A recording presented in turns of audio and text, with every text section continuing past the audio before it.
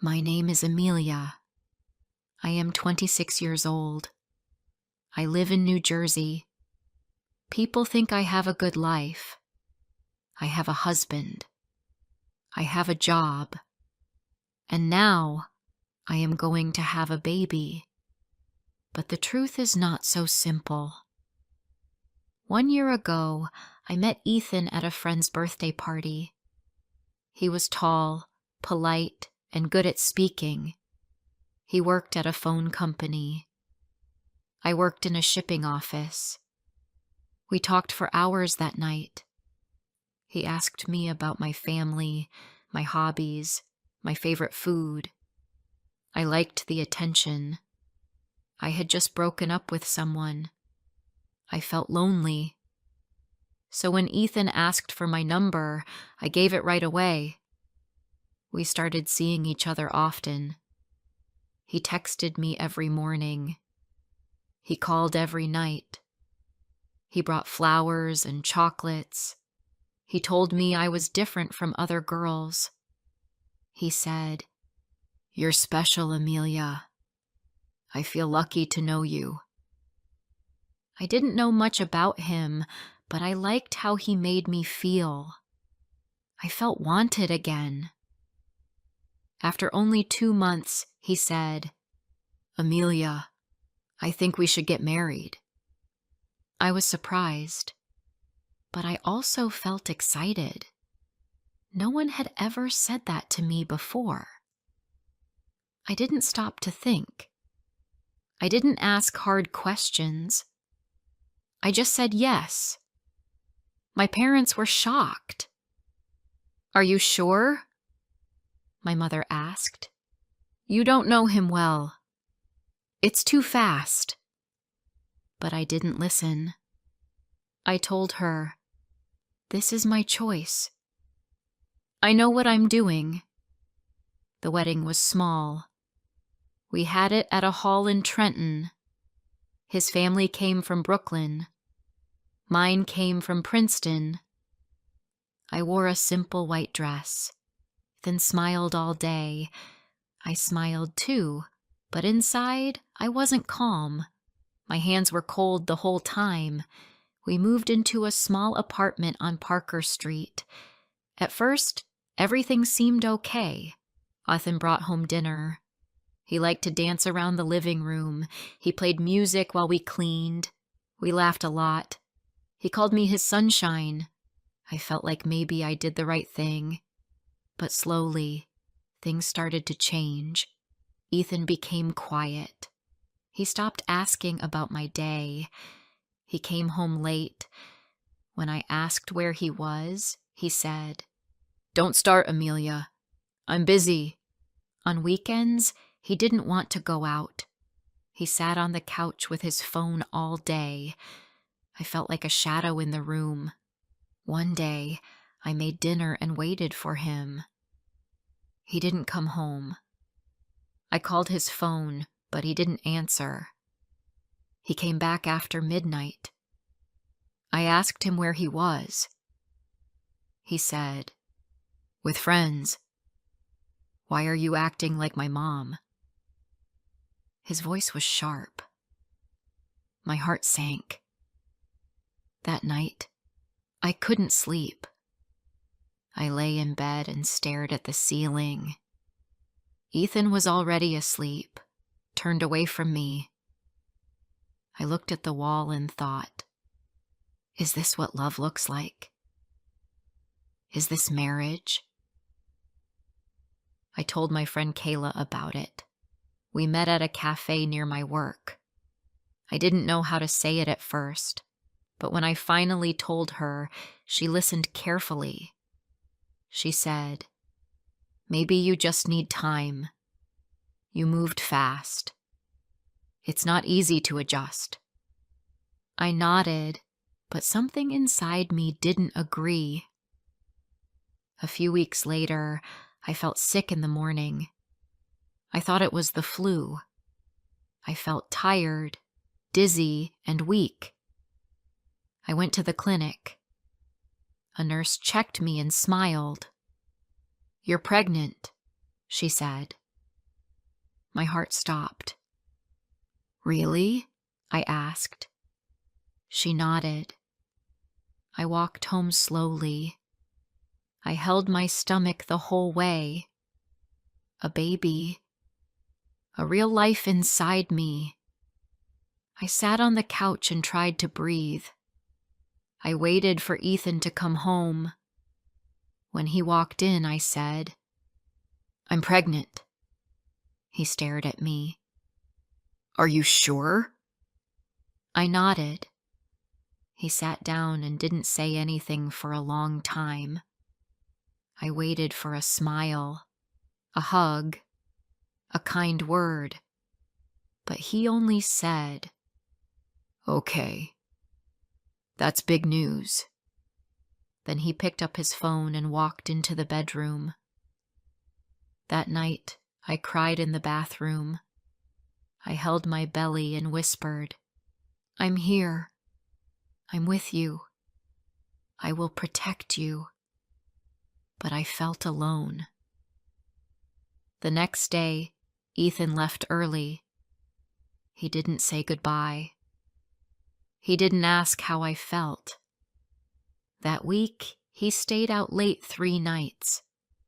I asked him if he wanted to talk about the baby. He said, "Later. I'm tired." He never brought it up again. I started feeling worse. I was sick in the mornings and tired all the time. I had to take days off work. My boss was kind. She said, "Take care of yourself, Amelia." But I didn't feel strong. I felt lost.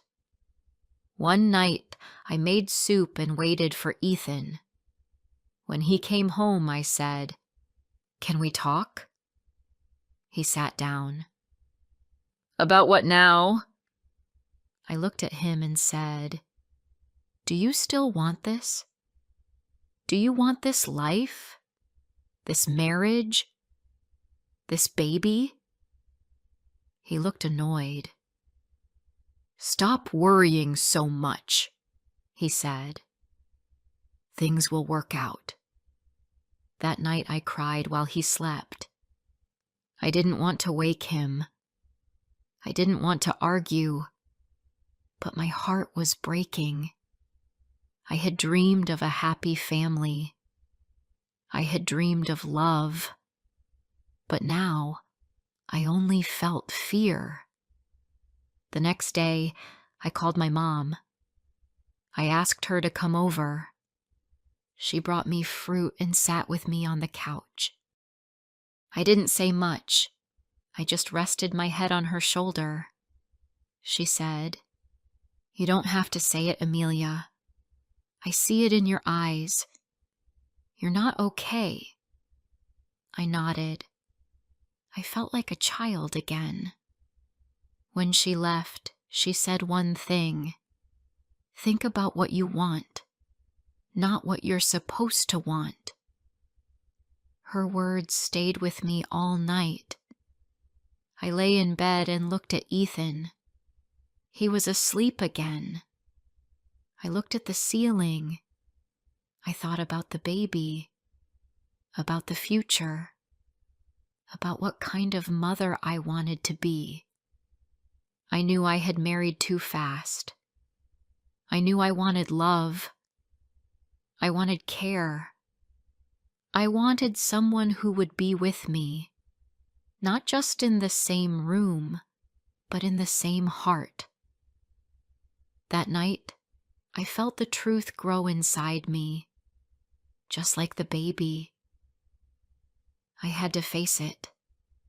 I couldn't lie to myself anymore. Before I share the rest of my story, I need to know, where are you listening from? Knowing someone hears me, understands me, gives me strength. The next morning, I woke up early. The sun was rising, but the room felt dark. Ethan was still asleep. I looked at his face. He looked peaceful, I wondered if he ever thought about us, about this baby, about me. I got out of bed and went to the kitchen. I made tea and sat at the table. My hands held the warm cup, but my heart felt cold. I had no plan. I had no answers. But I knew I couldn't keep living like this. Later that day, I went to the doctor. She checked the baby and said everything looked good. She asked, "Do you want to hear the heartbeat?" I said yes. The sound was soft, but strong. My eyes filled with tears. A real life was growing inside me. I smiled, but then I felt a deep pain. I was happy for the baby, but sad about everything else. On the way home, I stopped at a park. I sat on a bench and watched people pass by. A woman walked by with a baby stroller. A couple sat on the grass, laughing. I felt like I was watching a world I didn't belong in. I put my hand on my stomach and said, "I will try my best for you." That evening, Ethan came home late again. He threw his bag on the floor and turned on the TV. He didn't ask how I was. He didn't ask about the baby. I sat beside him and said, "Ethan, we need to talk." He looked at me but didn't say anything. I said, "I can't do this alone." He frowned. "You're not alone," he said. "I'm right here." I shook my head. "No, you're not. You come home, but you're not really here." He stood up and said, "You always complain. I work hard. I'm tired. Stop making problems." He walked into the bedroom and closed the door.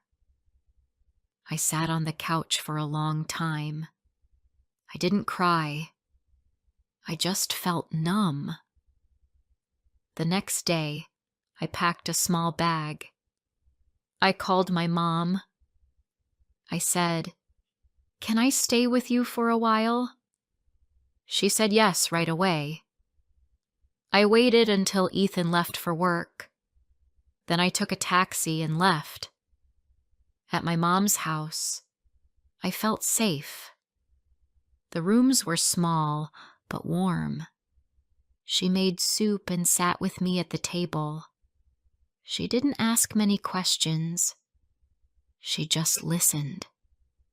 That helped more than anything. I stayed in my old bedroom. It looked different now, but it still felt like home. I looked at the pictures on the wall. I saw my younger self, a smiling girl with big dreams. I whispered, "Where did you go?" I wanted to find her again. Every morning, I took walks around the block. I needed fresh air. I needed time to think. I saw kids playing in front yards. I saw dogs barking behind fences. Life went on around me. I felt quiet, like I didn't belong anywhere yet. One afternoon, I went to the clinic again. I heard the baby's heartbeat one more time. I smiled this time, not just with my mouth, but with my heart. I said, "We're going to be okay. I promise." Ethan texted me that night. He said, "Where are you?" I replied, "I'm at my mom's." He didn't write back. The next day he called me. I answered. His voice was cold. "Why did you leave?" he asked. I said, because I can't do this alone. I needed space. You don't talk to me. You don't care about this baby." He was quiet for a moment.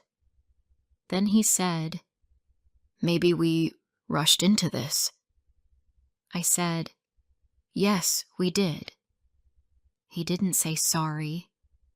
He didn't ask me to come back. I knew then he wasn't going to change. And I had already started to change. I stayed at my mom's house for 2 more weeks. She helped me eat well. She helped me sleep. She told me stories about when I was a baby. She said, "You were full of life, always laughing, always curious." I wanted that joy again. One morning, I woke up and knew what I had to do. I needed a place of my own, a place to start fresh. I found a small apartment near her house. 1 bedroom, a tiny kitchen, and clean walls. I signed the papers and moved in. I didn't have much. Just some clothes, a few dishes, and baby books. But I felt proud. I was building something new. Something mine. Ethan didn't call again. I didn't call him either. I felt sad, but not broken. I felt alone, but not empty. The silence between us said more than words ever could. One day, Kayla came to visit. She brought baby clothes and snacks. She looked around and said, "This place feels like you." We sat on the couch and talked for hours. I told her everything. She said, "You're brave, Amelia. You did the right thing." That night, I stood in front of the mirror. I looked at my face. My eyes looked tired, but strong. My hands held my belly. I smiled. "We're okay," I whispered. "We're safe now." Each day, I felt a little better. I took care of myself. I ate healthy food. I played soft music. I read about babies and motherhood. I went to sleep with hope, not fear. Sometimes I thought about Ethan. I wondered if he missed me, if he missed what we had. But then I remembered what we had wasn't real. It was fast. It was weak. It was never built to last. One weekend, I went to the park again. This time, I walked slowly and smiled at the trees. I sat on a bench and felt the wind. A little girl ran past with her mom. They laughed together. I smiled and thought, that will be me one day. I didn't know what the future would look like, but I knew what it wouldn't look like. It wouldn't look like silence. It wouldn't feel like fear. It wouldn't be full of regret. It would be slow. It would be strong. And it would be full of love, the kind that starts from the inside and grows. It had been 2 months since I moved into my new apartment. The baby was growing fast. I could feel small kicks in my belly. Every time I felt them, I smiled. It was a small reminder. I was not alone. I had my own space now. It was quiet, but peaceful. I painted the baby's room light yellow. I bought a soft rug and a small crib. My mom gave me a chair to sit and rock the baby. Every day, I sat in that chair and talked to my baby. "I don't know what kind of mother I'll be," I said one day. "But I'll love you.